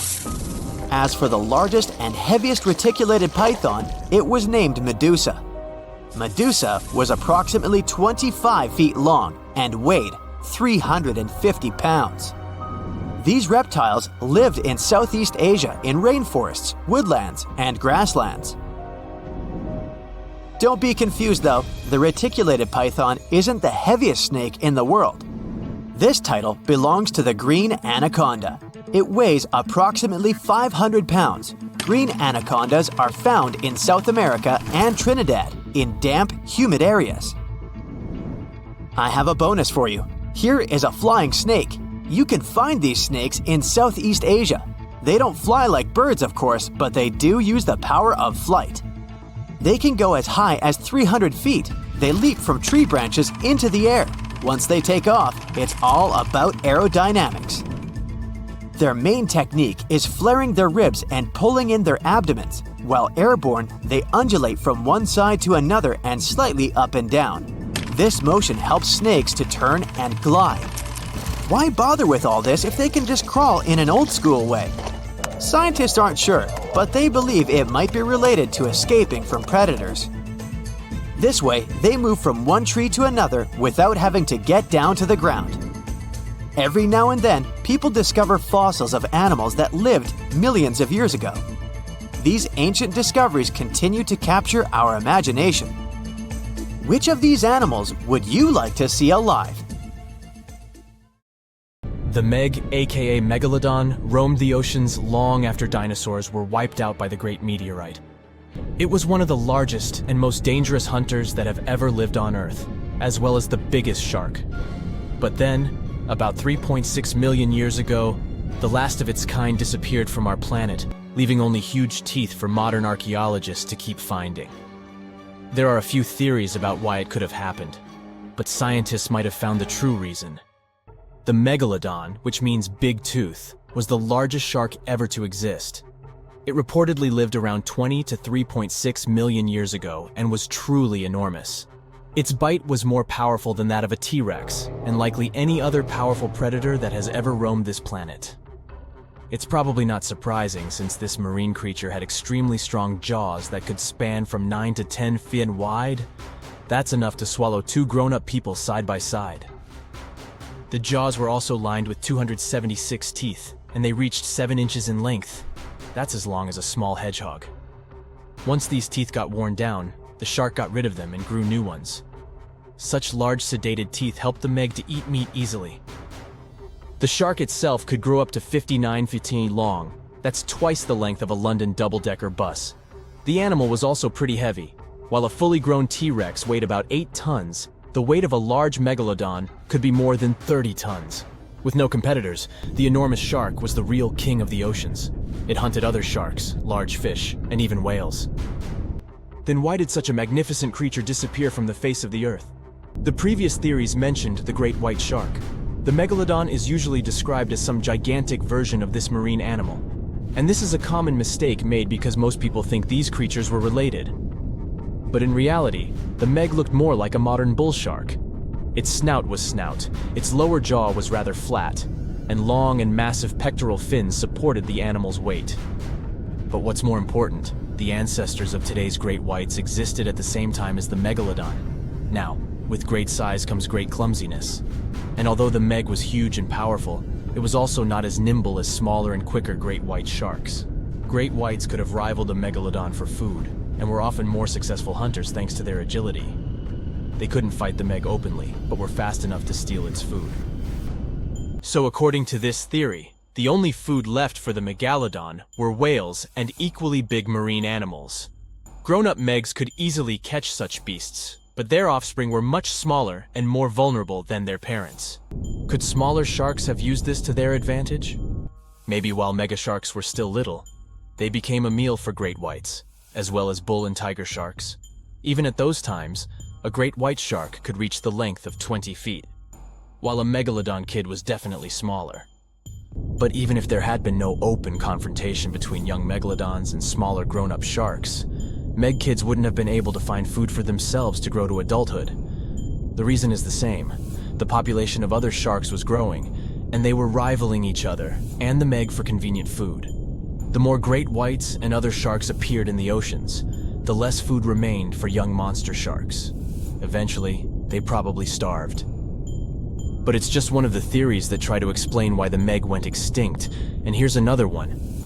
A new study has shown that the Meg was most likely a warm-blooded predator able to regulate its body temperature, and that might have been the reason why this species disappeared with time. Scientists analyzed isotopes of the tooth enamel of the megalodon and concluded that the animal could easily maintain a body temperature that was around 13 degrees F warmer than the temperature of the surrounding water. Such a temperature difference is much greater than what other sharks living at the same time as the Meg had, and it's large enough for the ancient predator to be classified as warm-blooded. These days, most fish are cold-blooded. Their body temperature is the same as the surrounding water, but some sharks, like mackerel sharks, keep the temperature of all parts of their bodies a bit warmer than the surrounding water. But it doesn't make them completely warm-blooded because they simply store heat generated by their muscles. And in mammals, body temperature is regulated by a special region of the brain called the hypothalamus. Anyway, the Meg's warmer body allowed the animal to move faster, deal with cold water better, and spread out all over the world. But eventually, it might have led to a disaster. The megalodon lived during the Pliocene epoch, pronunciation. It began approximately 5.3 million years ago and finished 2.5 million years ago. During that period, global cooling occurred. It also caused the changes in sea level, which the megalodon probably didn't survive. The main problem for the predator was to maintain an energy level allowing its body temperature to remain elevated. But to do it, the animal had to eat a lot, and I mean it. But it was a challenging task in a time of changing marine ecosystems and while competing with newcomers, such as the great white shark. If this theory is true, then the amount of energy the Meg had to use to remain warm could have contributed to its extinction. This new information is very important to us. It shows that many marine predators in modern oceans might be experiencing the effects of ongoing climate change too. By the way, have you heard that there have been several cases when people were sure they had seen the Meg? Or at least some similar extremely large monsters. And these sightings happened relatively recently. For example, in July 1916, the New Jersey coast of the US was terrified by a series of shark attacks. They happened during an oppressive heat wave when hundreds of beachgoers tried to find shelter from the heat near the water. People described the culprit that had caused all that havoc as a giant shark, much bigger than any regular one. Since then, scientists have been debating which shark species was involved in those accidents. The most popular guesses have been the bull shark and the great white. A picture of a huge shark roaming the Pacific Ocean not far from Guadalupe Island appeared in 1999. The creature was nicknamed Deep Blue. It could be distinguished from others by a wavy pattern separating its gray back and white belly. But even though some people claimed it could be the infamous Megalodon, experts came to the conclusion it was a female white shark, the largest ever seen. The average length of a male white shark is 11 to 13 feet. Females are bigger, up to 15 or 16 feet, but Deep Blue reached more than 20 feet in length. No wonder people were confused. For the last time, Deep Blue was spotted in 2013 near the western coast of Mexico's Baja California. But look, there's another jumbo shark, and you can meet it in any part of the world. The largest specimens can reach 40 feet long and weigh about 5 or even 6 tons. Could it be, if not the Megalodon itself, but one of its relatives? Again, a wrong guess. That's the basking shark. This animal prefers subpolar seas, with temperatures not higher than 58 degrees F, even though some of these animals do migrate to warmer places. Like whale sharks, basking sharks are harmless and don't attack snorkelers or divers. These creatures have loads of small teeth, but they don't use them when feeding. Instead, they swim with their huge mouths open and swallow plankton. A grown-up basking shark can filter nearly 2,000 tons of water per hour.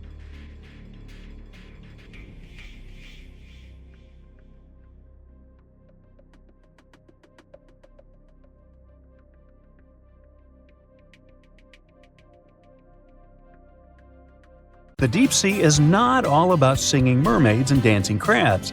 It's actually filled with monster-like creatures that'll give you nightmares. So, if you're ready to meet them, grab your scuba gear and let's dive into the deep, mysterious waters to discover their fascinating and scary world. With its menacing appearance, one could call this fishy the vampire of the sea. Well, named for their disproportionately large, razor-sharp fangs protruding from their mouth, fangtooths are actually quite small and harmless to humans. These choppers are actually more for catching prey than causing trouble, so there's no need to panic if you see one. And you'll be even more relieved to know that it's kind of unlikely for you to come across a fangtooth, since they are among the deepest living fish. A regular day in the life of a fangtooth looks like this. By day, they prefer to remain in the gloomy depths. Me too, fishies, me too. It's only towards the evening that they migrate toward the surface to have a feast under starlight. Ah, how romantic. And by daybreak, they return to the deep. What a chill schedule, am I right? So, as you can tell from their daily routine, fangtooths are among the more active deep-sea fishes. And by that I mean they seek out their food rather than just sitting and waiting. And thanks to their oversized teeth and mouth, hey, I can relate, they're able to attack prey that are even larger than themselves, which is very important in the very large, food-poor deep sea. Fitting to their environment, common fangtooths are dark-colored, either solid brown or black. And unlike most deep-sea fishes, they do not have light-producing organs or cells to communicate with each other or to attract their prey. Instead, they rely heavily on their sense of smell, in addition to making use of even the slightest bit of sunlight that makes it down to the depths. This light doesn't help them to see in any way, but it may be enough for potential prey to cast a shadow as they pass overhead, which lets fangtooths know they're around. Now here's one hilarious fun fact before we move on to the next creature. Fangtooths can never close their mouths because of their huge mouths and long teeth. But you know what? I would bet maybe $500 that my orthodontist would claim he could fix that too. Our next horrific deep-sea animal is as real as a kraken can get. Giant squid, which actually did inspire the legends of the kraken, live up to their name. The largest one ever recorded by scientists was almost 59 feet long. It also probably weighed nearly a ton. You would think such a massive animal wouldn't be hard to miss, but since giant squid live deep underwater, they are difficult to come by. Giant squid, along with their cousin the colossal squid, yep, they are different, have the largest eyes in the animal kingdom. They're somewhere around 10 inches in diameter. In other words, they are around the size of dinner plates. Peekaboo! Having such large eyes allows them to detect objects in the lightless depths of the ocean, where most other animals would see nothing. Nada, zippo. Giant squids have 8 arms and 2 long feeding tentacles that help them seize their prey. These tentacles are tipped with hundreds of powerful sharp teeth and are often double the length of their body. This helps them to snatch prey up to 33 feet away. Hey there, come a little closer. Most of what we know about giant squids come from those that floated to the surface and were found by fishermen. After years of research, it was only in 2012 that a group of scientists were able to successfully film a giant squid in its natural habitat for the first time. Yet again, the giant squid continues to remain largely a mystery due to their inhospitable deep-sea habitat. And maybe they're shy. Speaking of squids, this species is basically the space creature of the ocean. So, it's only been about 20 years since the big fin squid family was officially described by scientists. And there are still plenty of facts about them that are yet to be discovered. However, the big fin squid sightings as deep as 20,000 feet below the surface suggest that they can live deeper than any other known squid. You know what? Let's scratch the word space creature and call them the disco dancers of the deep sea to make things less scary. Because of their long, slender arms, adorned with extravagant rib-like fins, kind of make them look like they're ready to hit the dance floor. Anyway, these boogie arms and tentacles are estimated to max out at just under 30 feet. Aside from the estimations though, the largest known big fin squid was actually 21 feet long, with 20 feet of that being its arms and tentacles. How exactly a big fin squid uses them is still unknown, but scientists think they like to use them to trap prey that bump into them as they hang down in the water below their body or drag along the seafloor. There are only around a dozen confirmed big fin squid sightings worldwide, so you can just relax, because the chances of you getting hugged by a big fin squid are close to impossible. But I can't guarantee anything regarding your nightmares. Now, these are not one of your regular Jaws sharks. Let's start with the most strange fact about a frilled shark. It's considered a living fossil because of its primitive anatomic traits. That actually makes more sense once you learn that this species has been around for 80-some million years. So I have both good news and bad news. Frilled sharks live in the open ocean and spend much of their time in deep, dark waters far below the surface. However, they do feed at the surface of the ocean at night. When hunting food, they move like an eel, bending and lunging to capture their prey. And they can actually swallow it as whole, even if it is larger than their own size. This is all thanks to their long and flexible jaws, which are equipped with 300 recurved needle-like teeth. Okay, I am somewhat freaked out now. Unlike the rest of the deep-sea creatures I've talked about, frilled sharks might sometimes accidentally get caught in nets. So if fishing is your thing, beware. This telescope won't help you see the stars and the planets. With its protruding eyes and elongated body, this little swimmer looks like it's wearing a pair of underwater binoculars, hence the name the telescope fish. Found in cold, deep tropical to subtropical waters worldwide, they're known to be the species that undergoes one of the most drastic transformations in fishes. When the first larva was described in 1954, it was believed to be a new species rather than the larva of a telescope fish that were known to science since 1901. Despite the fact that they are only around 6 to 8 inches long, they're able to latch onto snacks that are bigger than their own size. That is thanks to their massive and highly stretching jaws, making up most of the size of their head. These large prey are then folded in half to fit in their expandable stomach. In 1925, scientists found a 5.5-inch long fish inside the stomach of a 3-inch long telescope fish, which they described as neatly folded. Despite all this, their cylindrical tube-shaped eyes are still the most fascinating and bizarre features of telescope fishes. Their specific shape increases light collection to help them detect their prey's weak bioluminescence even from a distance. But although their eyes are good for seeing things in the twilight, they're especially great at seeing silhouettes from below.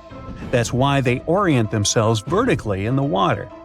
Now I have to admit they look kind of cute if you ask me. Sort of like uglier versions of Minions. Yeah, right? It looks like a prehistoric creature that came from the time of dinosaurs. This scary beast is called the basking shark. It can grow up to 39 feet. People have only reported 3 of them in the past 160 years. The last sighting was in 2015, and before that, about 80 years ago. These sharks sometimes rise to the surface to filter out small animals, such as shrimps and other small crustaceans, when they want to have a nice, tasty seafood dinner. But when there isn't enough grub at the surface, they go down to the depths of almost 3,300 feet, where they tend to stay for months, which is something researchers discovered using satellite tags. Tag, you're it! Now, basking sharks like to spend their time in more temperate waters, but they can migrate long distances. They live across the globe, but in warm tropical or subtropical areas, they won't go near the surface because they're not fans of high temperatures. The lion's mane jellyfish is not that rare, but it's fascinating how large it is. It's the biggest among jellyfish species and the longest animal. Its total length can reach 120 feet. That's approximately 23 feet more than the longest blue whale scientists know about. The jellyfish has around 70 to 150 tentacles, and they all contain huge amounts of neurotoxins that can seriously harm you if you come in contact with the animal. But people don't usually come across this type of jellyfish because it rarely lives near the coast, preferring the open ocean. Generally, you can find the lion's mane jellyfish no deeper than 65 feet below the surface, where it dines on small fishes, zooplankton, and some other types of jellyfish. It uses its tentacles to catch its value male. Hey, you want fries with that? The giant phantom jelly comes out of the darkness and depths of the ocean's midnight zone. Its sun hat-shaped bell reaches over 3 feet across. This bell trails 4 ribbon-like mouth arms that can be up to 33 feet long. This quite rare creature uses its mouth arms to catch unfortunate animals swimming around and not knowing what's coming for them. Giant phantom jelly propels itself through the water with periodic pulses coming from its orange head. It glows faintly and mysteriously in the pitch-black depths. It lives across the globe in all the oceans except for the Arctic. I'm guessing it's too cold. Because of its odd shape, people often call the oarfish the dragonfish or sea serpent. It's about 26 feet long, which makes it the longest bony fish we know about, and lives at depths of 3,300 feet. Oarfish spend most of their time in the deep, dark parts of the open ocean in tropical and subtropical areas. They almost never come to the surface, unless, invited. It's a ribbon-shaped and shiny silver creature with a long red dorsal fin and red oar-like pelvic fins. Its body has no scales and is very thin. The fish can grow to a length of about 30 feet and weigh 660 pounds. Oarfish have really big eyes that help them see better in their dark, scary surroundings. The frilled shark is definitely one of the gnarliest-looking marine animals out there. If you saw it somewhere, you'd probably think you went back to the age of dinosaurs. Yup, the frilled shark is a prehistoric creature because its roots go back 80 million years. This living fossil can grow to be 7 feet long. It got its name from its frilly gills. Even though frilled sharks have the shark part in their name, they swim similar to an eel in a distinctly serpentine way. Its mouth is terrifying. Similar to the maw of the great white shark, it has 300 trident-shaped teeth lined in 25 rows. Hey, come a little closer, huh? Researchers discovered this creature in the 19th century, but people rarely see it, and no wonder. It usually lives at depths of between 390 and 4,200 feet. Most of the time, the frilled shark feeds on squid, swallowing them whole. Its long jaws allowed the frilled shark to gape extra wide and swallow animals half as long as its entire body. Goblin sharks are very rare. Researchers have spotted fewer than 50 of them in more than 120 years. But maybe that's for the best, since we're talking about a pretty scary fella with a narrow snout and sharp teeth. It's also capable of thrusting its entire jaw outward when it wants to catch something. Sounds familiar. As it's lurking through the dark depths of the ocean, a goblin shark sees a small squid that looks quite yummy. The dangerous animal inches toward the squid. When the poor creature notices the predator, it tries to dart away, but it's too late. The shark has already thrust its jaw the whole 3 inches out of its mouth. This jaw is connected to the flaps of skin the shark can unfold. This helps a lot because the goblin shark is a sluggish animal, so it's pretty hard for it to chase its food. After finishing its lunch, the goblin shark puts its jaw back in its mouth and swims away as if nothing's happened. Goblin sharks mostly live at the bottom of the ocean. Like many other shark species, they prefer swimming alone. Here's a silver-colored creature with very rough skin. That's the ocean sunfish, with a total length of almost 11 feet. Its other name is mola. The ocean sunfish is the heaviest of all bony fish out there. People sometimes call it a swimming head because of its bizarre appearance. These creatures have such a weird shape because they're born with a back fin that never actually grows. It just folds into itself as the animal matures and creates a rounded rudder. The sunfish is a bit clumsy. It moves with the help of its mighty fins that allow the animal to swim on its side. This marine inhabitant is a solitary creature. It mostly feeds on zooplankton and jellyfish. The spotted wobbegong is one of the world's rarest sharks. It grows to be more than 10 feet long. It may not look as terrifying as some of its shark relatives, but it's pretty good at catching unsuspecting animals swimming past, mostly during the night. The animal has a spiracle, which is why it can breathe while staying still at the bottom of the ocean. It's motionless most of the time, which is why you can barely notice it. Its flat body and large pelvic and pectoral fins blend in with the underwater terrain. That's why they're so good at hiding. This ability helps when these sharks want to protect themselves too. Wobbegong means carpet shark. They usually live close to the ocean floor in coral reefs, on sandy bottoms, and under piers. People have even spotted the shark in the water that is barely deep enough to cover its flattened body. Now, blobfish lack teeth and bones, so they can't actively hunt. Since they don't have much muscle mass, they can barely move around. Hey, I had a roommate like that once. They get their energy from animals they scoop up from the seafloor. They also know how to conserve this energy. That's how it usually goes with deep-sea creatures. They don't have as much food as those animals that swim closer to the surface.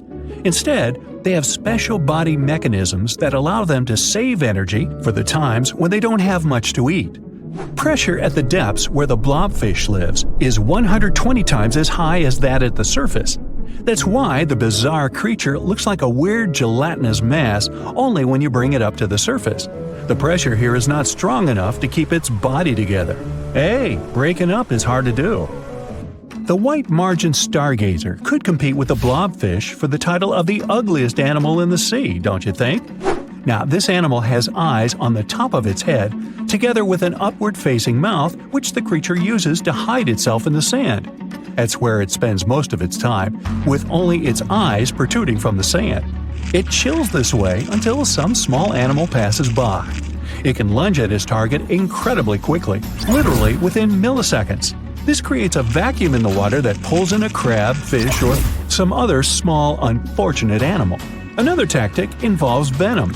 This fish has a venomous spine in its shoulder blade that helps with catching other animals and defending itself against enemies. Even though it's not related to the electric eel, the white margin stargazer can generate an electric shock as powerful as 50 volts. Ow! Many terrifying animals live deep beyond the waves, like this vampire squid living 3,000 feet below the surface in almost complete darkness. This animal has a cloak, like a vampire's. That's why it's called the vampire squid. Deep down at the bottom, it can't use ink to defend itself. So this animal has developed an unusual tactic. It glows slightly to scare away predators. If this tactic fails, the vampire squid can turn its body inside out, revealing tiny spikes. When you translate its scientific name, Vampiroteuthis infernalis, it literally means vampire squid from the nether. Despite its terrifying looks, it's a harmless ocean animal. This previous creature was not from space, but this object definitely is. Before Elon Musk found a way to reuse rockets, NASA would simply drop old ones after launching astronauts into space, most of the time in the ocean or deserts. In 2012, Jeff Bezos launched a mission to find the Apollo 11 rocket. They found it by using sonar. but it was in terrible condition. It was sitting on the bottom of the ocean, not far from the predicted site. They were able to rescue the engine and reconstruct 2 of them. The most famous lost city is Atlantis, but sadly, we still haven't discovered it. However, Heraklion was also just a myth until one British pilot saw something that looked like a city while flying over the Mediterranean Sea. He reported it, and 60 years later, a group of divers went there. They were shocked when they found an entire city underwater. It was loaded with artifacts that could tell us a lot about the history of the place. Now it's one of the best underwater archaeological sites in the world. It's believed that the rising sea caused the whole city to go underwater. The Titanic sank in 1912. The wreck was claimed to be officially discovered 74 years later. In reality, though, a fisherman found the Titanic 8 years earlier while fishing in the Atlantic Ocean. He was pulling out his net when he spotted a head stuck in it. Luckily, it was just a doll's head. Years later, after the fisher had passed away, his son sold the doll to a doll collector. She did a lot of digging and research on every person who had a porcelain toy on the Titanic. She found the owner of the doll. Ava Hart was on the Titanic and had a doll with her. Ava survived the catastrophe by a miracle, but her toy didn't. Hart even wrote about the doll in her journal, and every detail matched the toy found by the fisherman. The tripod fish lives deep in the abyssal zone, around 20,000 feet below the surface. It's adapted to such immense depths and uses its tripod fins to stay still on the bottom. This creature doesn't have big eyes, but even if it did, these eyes would be useless in the darkness. Instead, the tripod fish uses its fins like antennas to detect any movement in the water. This creature doesn't have much luck when it comes to its love life, so it had to develop unique tactics to reproduce. One fish can be both male and female. The next bizarre creature is the lizardfish. It has tons of razor-sharp teeth, a huge mouth, and really big eyes, which it uses for hunting. All this makes the animal look freaky. The lizardfish lives at depths of around 11,000 feet in the midnight zone, where there is zero light. This freak of nature basically eats everything it can fit inside its mouth, from small fish to other lizardfish. On the other hand, when they see other reptile fish, they probably fall in love instead, because finding mates at those depths is not an easy task. Like the tripod fish, the lizardfish can be both male and female at the same time. When you think of a river, you usually picture it on land. Still, nature is quite unpredictable, and it created a river flowing under the ocean in California. It's running at a depth of around 2 miles. This river has everything that an ordinary river has: sunken logs, trees, and rocks. And despite its uniqueness, it's not the only one in the world. There are also others in the Amazon and Greenland. A terrifying creature was discovered near Angola's coast by a remote operating vehicle. It looks like it doesn't have a head or a body. It was sitting at a depth of around 4,350 feet below the surface. After doing research, scientists concluded it wasn't anything from a sci-fi movie. It was just a cluster of siphonophores stuck together. In 2015, some random guy was diving in Caesarea, and something shiny caught his eye. He reached out, grabbed it, and realized it was a gold coin. After that, he examined the bottom and found out that there were many more. He reported the incident to the local authorities, and they concluded that he had found Arabic treasure. The coins were made of solid 24-karat gold and were a few thousand years old, but due to the perfect salinity and temperature, they looked brand new. The coins belonged to a ship carrying cargo. It was caught up in a storm and unfortunately sank. One of the weirdest things ever discovered was found in the Baltic Sea. It's an anomaly that looks as if it was created by a different civilization. It was discovered by Swedish researchers, and they basically had no idea what it was. They had to ask tons of other scientists for their opinions. When you look at this formation from above, it's 200 feet long and looks exactly like a fallen spaceship. It's hard to believe that it's a natural formation, but spoiler alert, it's totally made by nature because the Baltic Sea has gone through many erosions throughout history. Most likely, the bizarre formation is the result of these processes. A group of divers in Madagascar were shocked when they found this 7-foot monstrosity of a knife on the seafloor. The speculation started immediately, and many said that the knife was from some giants that had fought megalodons and lived on Earth thousands and thousands of years ago. That could make a nice story, but the knife is most likely a movie prop that was lost at sea. One of the ocean's most bizarre animals is the frilled shark. It's believed that this fish is the reason for all those sea serpent stories that sea explorers of the past wrote about.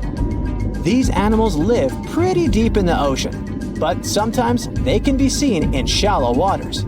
It's super rare, but possible.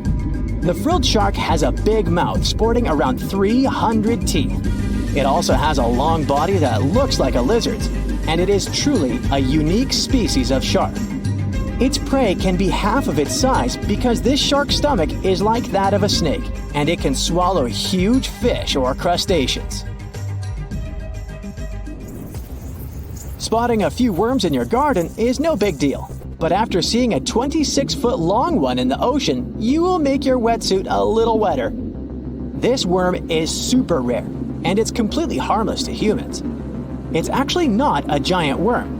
It's a cluster of zooids that are stuck together in a worm-shaped formation. They usually only eat plankton, bacteria, and other tiny things that can be found in the ocean. Probably the scariest thing in the ocean that is 100% real is the magna pinna, which can be found at crazy depths of 20,000 feet below the surface. This monster looks like an underwater Slender Man, but it's just a squid with really long tentacles that can reach a terrifying size of 8 feet. This guy has only been seen a few times, and basically, we don't know much about this creature so far. For years, we've thought the Megalodon was just a big shark, which is scary enough. After all, it could have eaten a creature the size of a whale in just 5 bites. Estimates indicate that the largest shark that ever lived had been around 59 feet long, which is a reasonable size and explains a lot. But the scientific community was wrong. Very wrong. Now, scientists have proven that megalodons could grow up to 80 feet long, which is the same as a 6-story building. The creature would have certainly been dozens of times bigger than you if you had seen it underwater. These giants ruled the ancient oceans between about 20 million and 3 million years ago. And even though it was a long time ago, they've left a lasting impression, becoming the protagonists of many movies. And scientists continue to search for answers about their life. Thanks to this, we still occasionally find their fossils.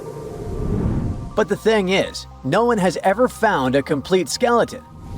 All we have are scattered vertebrae, a few scales, and, of course, those massive, razor-sharp teeth. The most complete piece we know of is a 36-foot section of a megalodon's spine. It was once part of the trunk of the animal's body. So, to assess just how big the megalodon was, experts compared its fossils to more than 150 species of sharks, both those that are alive and those that have gone extinct, to get the most realistic result possible. If the megalodon had had the proportions of a regular shark, it would have had a 6-foot head and a 12-foot tail. It would have also stretched 54 feet from nose to fin. But these measurements are way off the mark. The largest megalodon vertebra ever found is 9 inches in diameter, which makes it 3 inches larger than the largest vertebra of a typical shark. And if we follow these proportions, that megalodon was a whopping 80 feet long. To better understand how giant this is, just think of two school buses lined up end to end. For a long time, it was very common to think that the megalodon was just a giant great white shark. And it makes sense, right? I mean, both would have had large, terrifying, serrated teeth. But that was another completely wrong idea. Now, we know that megalodons were actually much more slender and aerodynamic than the modern great white shark. Their body shape was built to cut through the water with much less resistance, minimizing the effects of gravity in the sea, letting them glide effortlessly through the ocean. Now, if Megalodon wasn't just another great white shark, what other animal of the same species was it most similar to? Surprise! In fact, it had more in common with the modern lemon shark. This species has robust and powerful bodies, two large dorsal fins, and blunt snouts, which makes them really fast and agile hunters, like prehistoric predators. In other words, while thinking about the megalodon, you can imagine a giant, turbocharged lemon shark. This is the most modern comparison of the megalodon with another animal, unless scientists find a complete skeleton of the ancient shark. But it's not common to find complete shark skeletons. They're rare because they're actually made not of bone but of soft, coated cartilage, like the stuff in human noses and ears. Their teeth are the boniest part of their bodies, and it's the reason why we've found so many of them. Yet, a complete skeleton is like scattered puzzle pieces to us. There's no solid bone to hold these pieces together, so the whole thing is very vulnerable to falling apart. Still, it's actually possible for an entire shark skeleton to survive. In these cases, very specific natural phenomena have to come into play. The skeleton needs to get buried super fast in mud or sediment, free of any kind of scavengers and away from ocean currents. Otherwise, it simply disintegrates before it can fossilize. Interestingly, although the sea is the home of these animals, it is possible to find their skeletons on land too. Millions of years ago, a big portion of today's dry land was submerged, teeming with marine life. Then, in certain places, sedimentary minerals and specific biological conditions of the seabed allowed the fossilization of sharks in marine rocks. Today, those are desert rocks that ensure the preservation of shark fossils. But in any case, searching for a shark tooth in a desert is like looking for a needle in a haystack. But finding an entire fossilized skeleton embedded in a rock is like hitting the jackpot. Another unexpected discovery is that these prehistoric sharks were not born small and cute like regular baby sharks. A newborn megalodon could reach almost 13 feet in length. That's more than twice the height of the average human. Imagine a shark the size of a boat from the moment it's born. Now, although we don't have all the information about the giant of the seas, it's a fact that it's one of the most famous animals in pop culture worldwide. Not only has it inspired several movies, but some people also insist that the megalodon is still alive. Scientists say it's not. The megalodon didn't survive the test of time, and it would be impossible for such a giant creature to dwell in the seas without us noticing it. First, it was a super predator. It hunted whales, dolphins, and other large marine animals. If the Meg was still around, its presence would completely change the balance in the oceans. It would have huge impacts on marine ecosystems, regulating populations and influencing the size and behavior of the ancient shark's prey. A good example is whales. They wouldn't have grown so big if the Meg still hunted in the oceans. This only happened because there was no super predator in the way. If the giant shark was still in our oceans, species like the blue whale would be tiny, as they would need to develop and adapt to be able to escape constant attacks. The lives of the workers of the sea would also be completely different. Fishers would have to avoid certain areas, ships would change routes, and even maritime tourism would be risky. Going for a swim and coming across a shark over 65 feet long? Not worth the risk. Plus, if the Megalodon was still out there, we would have some proof. Commercial fishing catches millions of sharks every year, and a monster of this size would not go unnoticed. Not to mention that with all of today's technology such as drones, satellites, and submarines at our disposal, someone would have already recorded an encounter with this living legend. By the way, most sharks, like most fish, are cold-blooded. But the reality for Megalodon was different. This giant was able to keep its body warmer than the surrounding ocean. This gave it an advantage over other sea creatures, allowing it to remain fast and active even in colder waters. It was a survival advantage that other animals of its kind did not acquire during their evolution. One of the most famous theories is that the Meg lives in the Mariana Trench, but scientists are sure that it doesn't make any sense. This region is poor in food and has many tiny creatures, which would not be nearly enough to sustain a large predator. In addition, there's a lot of research studying countless sharks that live in the ocean depths, and none of them come close to the size of the Megalodon. So, does the Megalodon still exist? Definitely not, but that doesn't mean it isn't any less mysterious and fascinating.